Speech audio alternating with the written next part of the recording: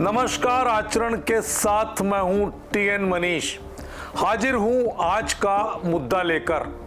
आज हम बात करेंगे औपनिवेशिक भारत के दो दलित नेताओं की, डॉक्टर भीमराव रामजी अंबेडकर और जोगेंद्र नाथ मंडल।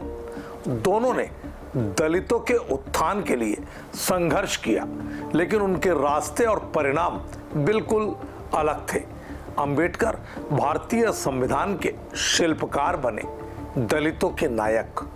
वहीं मंडल ने मुस्लिम लीग का साथ चुना और दलितों को पाकिस्तान ले गए, जिसका खामियाजा लाखों लोगों को भुगतना पड़ा। आइए इनकी कहानी को तथ्यों और संदर्भों के साथ समझते हैं। डॉक्टर भीमराव अंबेडकर, जिन्हें बाबा साहेब कहते हैं, उनका जन्म 14 अप्रैल 1891 को मध्य प्रदेश के महू में एक दलित परिवार में हुआ। उन्होंने कोलंबिया विश्वविद्यालय और लंदन स्कूल ऑफ इकोनॉमिक्स से अर्थशास्त्र में डॉक्टरेट हासिल किया। उनकी पुस्तक एनहिलेशन ऑफ कास्ट 1936 ने जाति व्यवस्था की कड़ी आलोचना की। अंबेडकर ने दलितों के लिए शिक्षा, सामाजिक समानता और राजनीतिक अधिकारों की वकालत की। 1932 के पूना पैक्ट में उन्होंने गांधी के साथ समझौता कर दलितों के लिए 148 आरक्षित सीटें सुनिश्चित की। 1947 में वे स्वतंत्र भारत के पहले कानून मंत्री बने और संविधान सभा की प्रारूप समिति के अध्यक्ष के रूप में भारतीय संविधान का निर्माण किया। हिंदू कोड बिल के जरिए उन्होंने महिलाओं के लिए समानता की मांग की, लेकिन नेहरू मंत्रिमंडल के विरोध के कारण 1951 में इस्तीफा दे दिया। 1956 में बौद्ध धर्म अपनाकर उन्होंने दलित बौद्ध आंदोलन शुरू किया, जो समता और करुणा पर आधारित था। अंबेडकर की दूरदर्शिता ने उन्हें एक राष्ट्रवादी और दलितों का मसीहा बनाया। जोगेंद्र नाथ मंडल का जन्म 29 जनवरी 1904 बंगाल के एक दलित परिवार में हुआ। वे बंगाल के दलित नेता थे, जमीन से जुड़े नेता थे, जिन्हें दलितों में खासा समर्थन प्राप्त था। लेकिन उनकी सबसे बड़ी भूल थी मुस्लिम लीग और मोहम्मद अली जिन्ना का साथ देना। मंडल ने दलित मुस्लिम भाईचारा के नाम पर अपने अनुयायियों को पाकिस्तान के लिए प्रचार करने को कहा।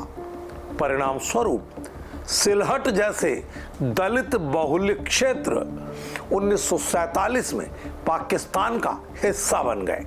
मंडल पाकिस्तान के पहले कानून और श्रम मंत्री बने, लेकिन जल्द ही उन्हें इस्लामी कट्टरपंथ का असली चेहरा दिखा। हिंदुओं, खासकर दलितों पर हमले, जबरन, धर्मांतरण और हिंसा होती रही, जिसने उन्हें निराश किया।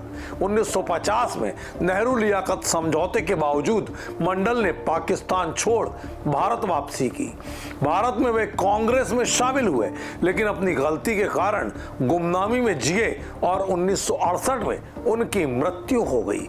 उनकी कहानी बताती है कि गलत गठजोड़ और अदूरदर्शिता कितनी भारी पड़ सकती है।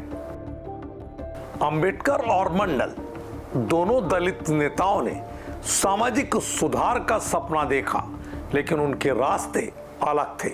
अंबेडकर ने बौद्धिकता और संवैधानिक रास्ते से दलितों को मजबूत किया, जबकि मंडल की जिन्ना पर अंधी आस्था ने लाखों दलितों को संकट में डाला।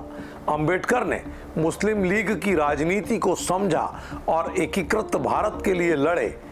मंडल ने डायरेक्ट एक्शन डे और नोआखली नरसंहार के बावजूद गलत फैसला लिया। आज बांग्लादेश में हिंदुओं, खासकर दलितों पर हो रहे अत्याचार मंडल की गलती की याद दिलाते हैं।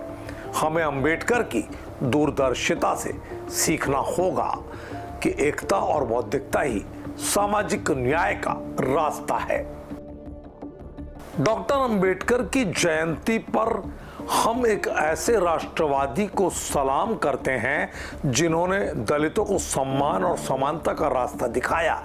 ये हर साल हम उनकी जयंती पर करते आए हैं, उनकी पुण्यतिथि मनाते आए हैं। उनकी बौद्धिकता और संवैधानिक योगदान आज भी प्रासंगिक है।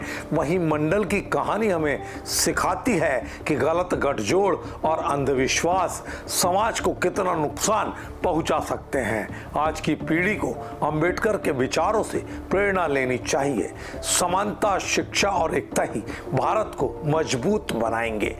हमें जागरूक रहना होगा ताकि इतिहास की गलतियां दोहराई न जाए। आज के मुद्दे में इतना ही। नमस्कार। देश दुनिया की सभी खबरें देखने के लिए जुड़े रहिए आचरण न्यूज से। आचरण न्यूज, हर कदम आपके साथ।